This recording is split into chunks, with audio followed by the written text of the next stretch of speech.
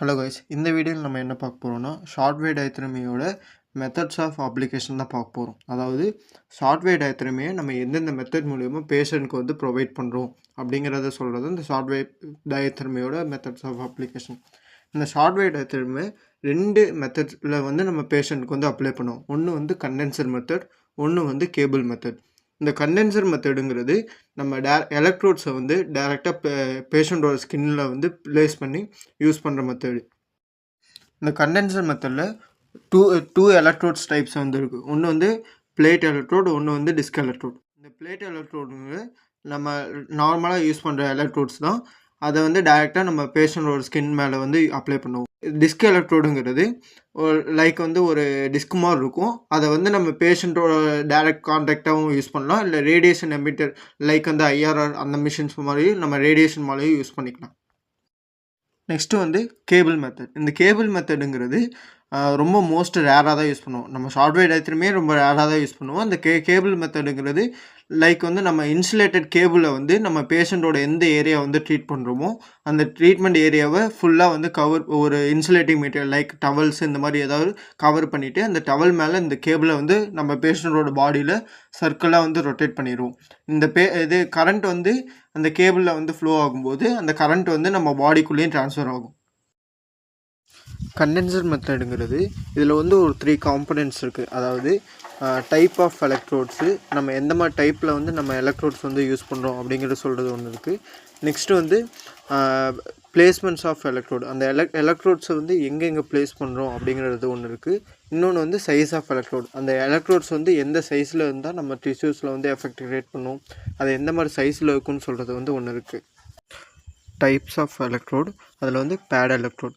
Bad எலக்ட்ரோடுங்கிறது நம்ம பேஷண்ட்டோட direct மெத்தடில் வந்து அப்ளை பண்ணுவோம். பிஃபோர் தட் ஃபஸ்ட்டு பேஷண்ட்டுக்கு வந்து ஒரு இன்சுலேட்டிங் மீடியம் வந்து அப்ளை பண்ணுவோம். அதாவது ஒரு டவல் வந்து நம்ம பேஷண்ட்டோட பாடியில் வந்து கவர் பண்ணுவோம். இந்த டவல் மேலே தான் வந்து நம்ம அந்த எலக்ட்ரோட்ஸை வந்து ப்ளேஸ் பண்ணுவோம். நம்ம இஃப்கேஸ் அந்த எலக்ட்ரோட்ஸ் வந்து ஸ்ட்ரைட்டாக பேஷண்ட்டோட டைரக்ட் ஸ்கின் மேலே அப்ளை பண்ணும்போது அந்த ஹீட் எனர்ஜினால் பேஷண்ட்டுக்கு வந்து பேர்ன்ஸ் வந்து காஸ் ஆகும். அதை ப்ரிவென்ட் பண்ணுறதுக்காக தான் வந்து நம்ம இன்சுலேட்டிங் மீடியமாக நம்ம வந்து டவல் வந்து விராப் பண்ணுவோம். இந்த பேட் எலக்ட்ரோடில் பேஷண்ட்டுக்கோட அந்த கவரேஜ் ஏரியா வந்து லெஸ்ஸாக இருக்கும் கம்பேரிங் டிஸ்க் எலக்ட்ரோட். டிஸ்க் எலக்ட்ரோடில் அந்த கார்னரில் எட்ஜில் வந்து கான்வெக்ஸாக இருக்கிறதுனால அந்த எமிட் ஆகிற அந்த ரேடியேஷன் வந்து அதிக டிஸ்டன்ஸு அதிக ஏரியா வந்து கவர் பண்ணும். அது வந்து பேட் எலக்ட்ரோடில் கம்மியாக இருக்கும் கம்பேரிங் டிஸ்க் எலக்ட்ரோடு கம்பேர் பண்ணும்போது. நெக்ஸ்ட்டு வந்து டிஸ்க் எலக்ட்ரோட். டிஸ்க் எலக்ட்ரோடுங்கிறது சேம் லைக் ஒரு டைப் ஆஃப் எலக்ட்ரோட் தான். இது வந்து நம்ம பேஷண்ட்டோட 2 விதமாக அப்ளை பண்ணுவோம். ஒன்று வந்து டைரக்ட் கான்டாக்ட் மெத்தட்லேயும், இன்னொன்று வந்து ரேடியேஷன் மெத்தட்லேயும் அப்ளை பண்ணுவோம். டைரக்ட் கான்டாக்ட் மெத்தட்னால் இந்த டிஸ்க் எலக்ட்ரோட நம்ம பேஷண்ட்டோட இன்சுலேட்டிங் டவலை அப்ளை பண்ணிட்டு அதுக்கு மேலே டைரெக்டாக அப்ளை பண்ணுற மெத்தட் தான் டைரக்ட் கான்டாக்ட் மெத்தட். இன்னொன்று வந்து ரேடியேஷன் மெத்தட். ரேடியேஷன் மெத்தடில் நம்ம இதில் வந்து இன்சுலேட்டடாக டவல் வந்து அப்ளை பண்ண தேவையில்லை. சம் டிஸ்டன்ஸ், அதாவது அந்த டிஸ்க் எலக்ட்ரோடுக்கும் பேஷண்ட்டோட ஸ்கின்னுக்கும் ஒரு 30 cm அந்த குறிப்பிட்ட டிஸ்டன்ஸ் வந்து ப்ளேஸ் பண்ணிவிட்டு இந்த மிஷினை வந்து ஆன் பண்ணிடுவோம். அந்த மாதிரி ஆன் பண்ணுறப்ப அந்த எலக்ட்ரோ மேக்னெட்டிக் ரேடியேஷன் அந்த வேவ்ஸ் வந்து நம்ம பேஷண்ட்டுக்கு வந்து ட்ராவல் ஆகும் லைக் வந்து ஐஆர்ஆர் மாதிரி. இந்த டிஸ்க் எலக்ட்ரோடில் கவரேஜ் வந்து அதிகமாக இருக்கும். அதாவது நம்ம பேட் எலக்ட்ரோடில் அந்த பேடுக்கும் பேஷண்ட்டோட அந்த கவர் பண்ணுற ஏரியாங்கிறது கம்மியாக இருக்கும். இந்த டிஸ்க் எலக்ட்ரோட அவுட்டர் பார்ட்டில் வந்து கான்வெக்ஸாக இருக்கிறதுனால அந்த டிஸ்கோட அந்த எமிட் ஆகிற ரேடியேஷன் வந்து பேஷண்ட்டோட ஸ்கின்னில் அதிக ஏரியா வந்து கான்டாக்ட் பண்ணும். நெக்ஸ்ட் வந்து size of electrode. Size of எலக்ட்ரோடில் நம்ம பேஷண்ட்டோட எந்த ஏரியா வந்து ட்ரீட் பண்ண போகிறோம் அப்படிங்கிறத பேஸ் பண்ணி இந்த எலக்ட்ரோட சைஸ் வந்து சூஸ் பண்ணுவோம். இதில் வந்து 4 டைப்ஸ் ஆஃப் எலக்ட்ரோட்ஸ் வந்து இருக்குது. அதில் ஃபஸ்ட் டைப் என்னென்னா டிஃப்ரெண்ட் சைஸ். அதாவது நம்ம அப்ளை பண்ணுற அந்த 2 எலக்ட்ரோட்ஸில் ஒரு எலக்ட்ரோடு வந்து பெரிய சைஸாகவும் இன்னொரு எலக்ட்ரோடு வந்து சின்ன சைஸாகவும் இருக்கும். அப்படி இருக்கும்போது அந்த ஒரு எலக்ட்ரோடு அந்த பெரிய சைஸ் எலக்ட்ரோடை வந்து சார்ஜ் பண்ணுறதுக்கு லார்ஜ் அமௌண்ட் ஆஃப் கரண்ட் வந்து தேவைப்படும்.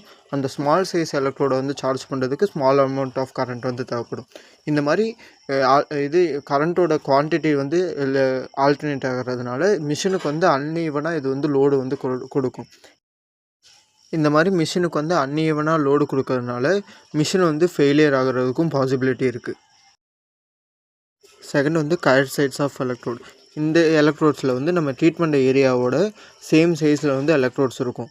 சேம் சைஸ் ஆர் வந்து இல்லைனா ட்ரீட்மெண்ட் பண்ணுற ஏரியாவோட கொஞ்சம் லிட்டில் லார்ஜராக இருக்கும். இந்த மாதிரி வந்து கரெக்ட் சைஸில் இருக்கும்போது நம்ம இந்த எலக்ட்ரோமேக்னெட்டிக் ரேடியேஷன்ஸ் வந்து நம்ம பாடி டிஷ்யூஸில் போகிறதா இருக்கட்டும் கரெக்டாக இருக்கும். அதே மாதிரி கரண்ட் வந்து வேஸ்டேஜும் இருக்காது. நெக்ஸ்ட் டைப் வந்து ஸ்மால் சைஸ். அதாவது நம்ம ட்ரீட் பண்ணுற ஏரியாவோட எலக்ட்ரோட்ஸ் வந்து சின்ன சைஸாக இருக்கும். இந்த மாதிரி எலக்ட்ரோட்ஸ் வந்து ஸ்மால் சைஸில் இருக்கிறதுனால அந்த ட்ரீட்மெண்ட் ஏரியாவில் ஃபுல் 100% ஆஃப் எஃபெக்ட் வந்து இருக்காது. அந்த பேஷண்ட்டோட டிஷ்யூஸில் நடக்கிற எஃபெக்ட் வந்து கம்மியாகும்.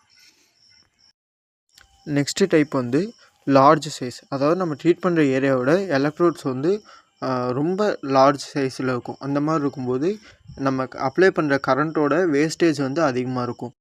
நெக்ஸ்ட் வந்து பிளேஸ்மெண்ட்ஸ் ஆஃப் எலக்ட்ரோட். இந்த பிளேஸ்மெண்ட் ஆஃப் எலக்ட்ரோட்ஸில் ஒரு 5 பிளேஸ்மெண்ட்ஸ் இருக்குது. ஃபர்ஸ்ட்டு வந்து க்ளோசர் பிளேஸ்மெண்ட்ஸ். இந்த க்ளோசர் பிளேஸ்மெண்ட்ஸில் எலக்ட்ரோட்ஸ் வந்து பாடி டிஷ்யூஸ்க்கும் வந்து க்ளோஸராக இருக்கும். இதனால் கொடுக்குற எஃபெக்ட் வந்து ஈக்குவலாகவும் ப்ளஸ் வந்து டிஷ்யூஸில் வந்து நல்ல ஒரு ஸ்ப்ரெட்டிங் எனர்ஜியோடு இருக்கும். நெக்ஸ்ட்டு செகண்ட் பிளேஸ்மெண்ட்ஸ் வந்து அடிக்குவேட் பிளேஸ்மெண்ட்ஸ். இந்த அடிக்குவேட் பிளேஸ்மெண்ட்ஸில் நம்ம அந்த எலக்ட்ரோமேக்னெட்டிக் ரேடியேஷன் வந்து அந்த ஃபீல்டு வந்து ஸ்ப்ரெட் ஆகுறதுக்கு ஒரு டிஸ்டன்ஸ் வந்து தேவைப்படும். அது வந்து இந்த பிளேஸ்மெண்ட்ஸில் வந்து ஃபுல்ஃபில் ஆகும். இந்த பிளேஸ்மெண்ட்ஸில் தான் ரொம்ப மோஸ்டான அதிகமான பெனிட்ரேஷனும் டிஷ்யூஸில் வந்து ஹீட் ப்ரொடக்ஷனும் ஆகும். இதில் தேர்டு பிளேஸ்மெண்ட் வந்து அன்ஈவன் டிஸ்டன்ஸ் பிளேஸ்மெண்ட். அதாவது ஒரு எலக்ட்ரோடு வந்து பாடி க்ளோஸராகவும் இன்னொரு எலக்ட்ரோடு வந்து பாடிக்கு கொஞ்சம் லிட்டில் அவேவாகவும் ப்ளேஸ் பண்ணுவோம். இந்த பாடியோட க்ளோஸாக இருக்கிற அந்த எலக்ட்ரோட்ஸில் வந்து ஹீட் ப்ரொடக்ஷன் வந்து அதிகமாகவும் இருக்கும். அந்த பாடிக்கு டிஸ்டன்ஸ் இருக்க அந்த எலக்ட்ரோட்ஸில் வந்து ஹீட் ப்ரொடக்ஷன் வந்து கம்மியாக இருக்கும்.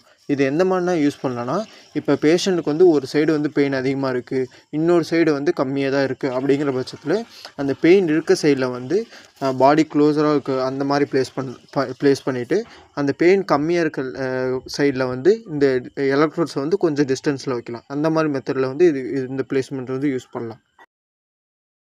நெக்ஸ்ட் பிளேஸ்மெண்ட் வந்து ஸ்மால் டிஸ்டன்ஸ். அதாவது ரெண்டு எலக்ட்ரோட்ஸ்க்கும் இடையில இருக்கிற டிஸ்டன்ஸ் வந்து கம்மியாக இருக்கும். இதனால் அந்த பேஷண்ட்டோட பாடி டிஷ்யூஸில் வந்து அந்த எலக்ட்ரோமேக்னெட்டிக் ரேடியேஷன்ஸ் வந்து பாஸ் ஆகிறது ரெடியூஸ் ஆகிரும். அதனால் அந்த பேஷண்ட்டோட டிஷ்யூஸில் வந்து அந்த ஹீட்டிங் ப்ராசஸ் வந்து ரொம்ப லெஸ்ஸாக தான் இருக்கும்.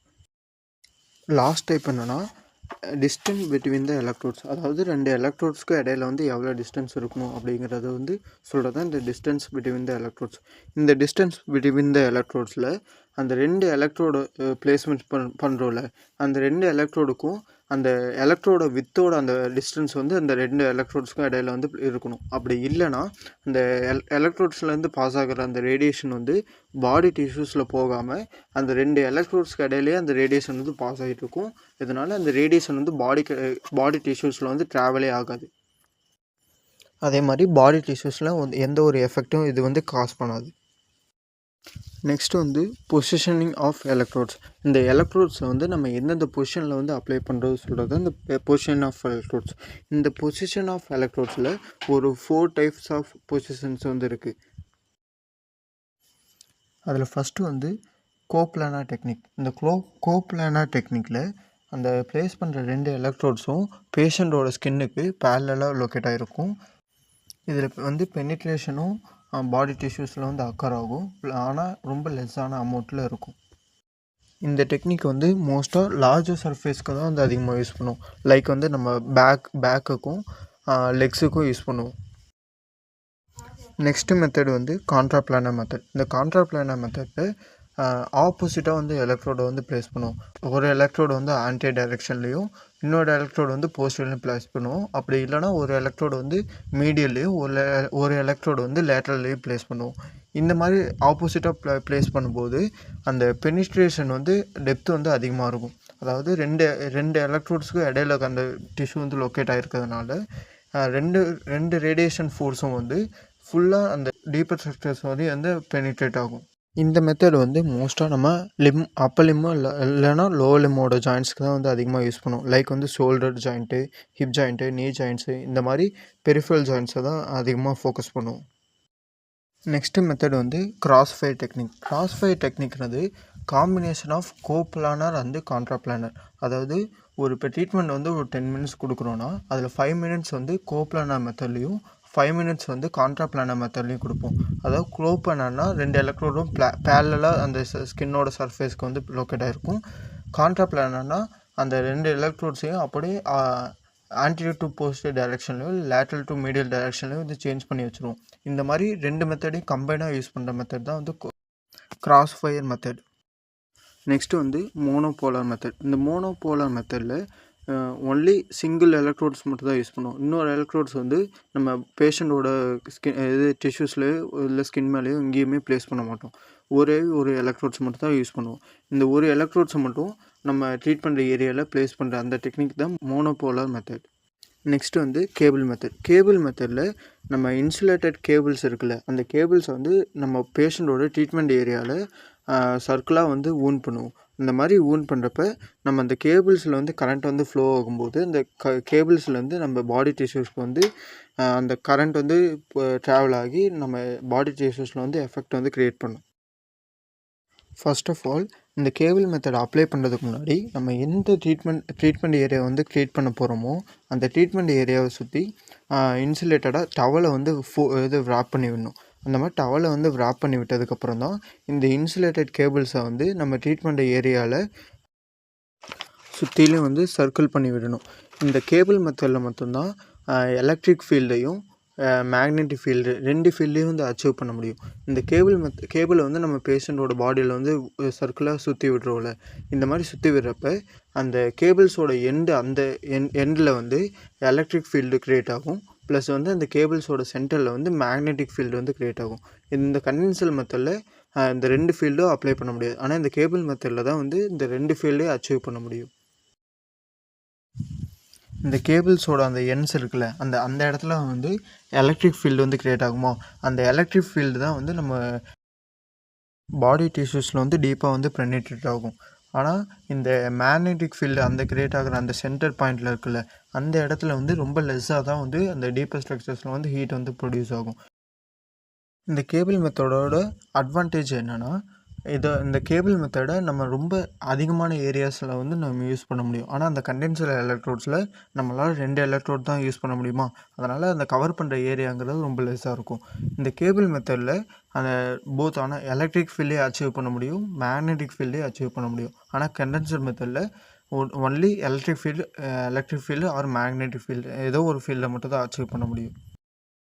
இதில் ஒன் ஆஃப் த டிஸ்அட்வான்டேஜ் என்னென்னா, கேபிள் மெத்தடில் ரொம்ப பேஷண்ட்டை வந்து ஷாக்கை எக்ஸ்பீரியன்ஸ் பண்ணுறதுக்கு வந்து ஹைலி வந்து பாசிபிலிட்டி இருக்குது.